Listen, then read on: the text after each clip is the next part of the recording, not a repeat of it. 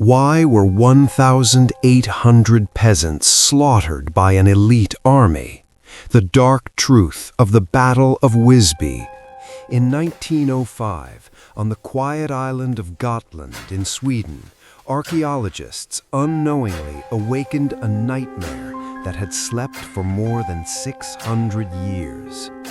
As the first shovels cut into the cold soil outside the ancient city walls, they did not uncover gold, treasures, or relics of glory. They uncovered bones. Not a few, but hundreds, thousands of human skeletons piled together in narrow burial pits. What sent a chill down the archaeologists' spines was not the number of the dead, but their condition. Many of the skeletons were still wearing armor, crushed iron helmets, rusted chainmail clinging to rib cages. In medieval warfare, armor was priceless. Victors always stripped the dead, selling or reusing every piece. The fact that thousands of bodies were dumped into the ground still wearing armor tells us one thing: the killers were in a terrible hurry, or the slaughter was so horrific that they wanted it buried as fast as possible. This was not a battlefield. It was a crime scene, a permanent monument to royal cruelty, merchant cowardice, and the agonizing deaths of innocent peasants.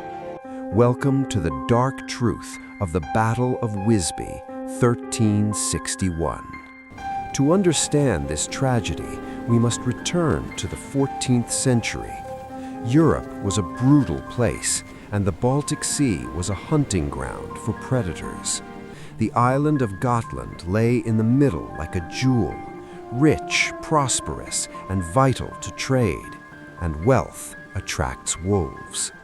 The hungriest wolf of them all was King Valdemar of Denmark, also known as Valdemar Atterdag. He was no fairy tale king.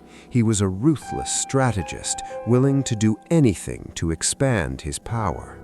In the summer of 1361, Valdemar gathered an elite force of professional mercenaries from Denmark and Germany and sailed directly towards Gotland. News of the Danish fleet swept across the island like a storm. But Gotland was deeply divided. Inside the stone walls of Wisby lived wealthy merchants protected by fortifications. Outside, in the countryside, lived the peasants, known as yeomen. When the Danish army landed, the peasants understood the truth: fight or lose everything. But what could they fight with? The Danish soldiers wore the best plate armor of their time. They carried steel swords and deadly crossbows. Facing them were 1,800 peasants armed with axes, blunt spears, and worn leather armor passed down from their grandfathers. Worse still, later excavations revealed who stood in those ranks: elderly men with bent backs, the disabled, and boys no older than 15. They were not an army. They were fathers and grandfathers desperately trying to protect their families. On July 27, 1361, the peasant army was driven toward the city of Wisby. They believed the gates would open. They believed their fellow countrymen would shelter them. They ran to the walls. They pounded on the gates. They begged, but the gates remained closed.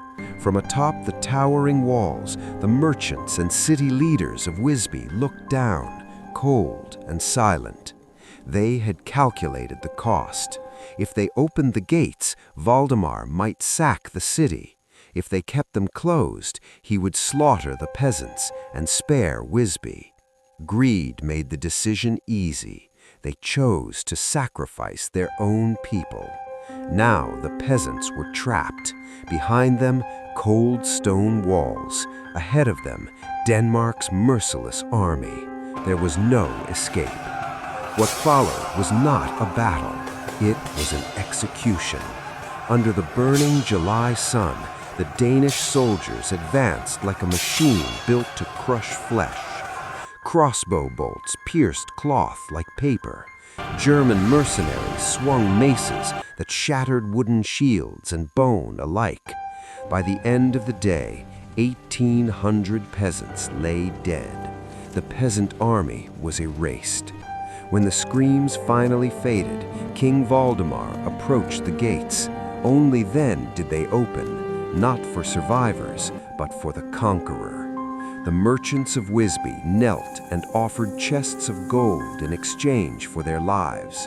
Valdemar accepted. He had what he wanted. The lives of 1,800 peasants were nothing more than expendable pieces on a board of power and wealth. Outside the walls, the summer heat caused the bodies to rot quickly. The stench became unbearable. There was no time to strip armor or bury the dead properly. Large pits were dug. Bodies and armor were thrown in together. The earth was closed over them in haste. 600 years later, as we look into the empty eye sockets of those skeletons in the Gotland Museum, we are not just seeing military history. We are seeing the cost of misplaced trust. The peasants of Wisby believed they were defending their homeland and the people behind the walls. In the end, they did not die because of enemy swords. They died because of the calculations of their own countrymen. History is often written by the victors, but at Wisby, history was written in rusted iron and bone beneath the soil. A silent reminder that in war, the cruelty of the powerful is sometimes less terrifying than the silence of those who choose to watch.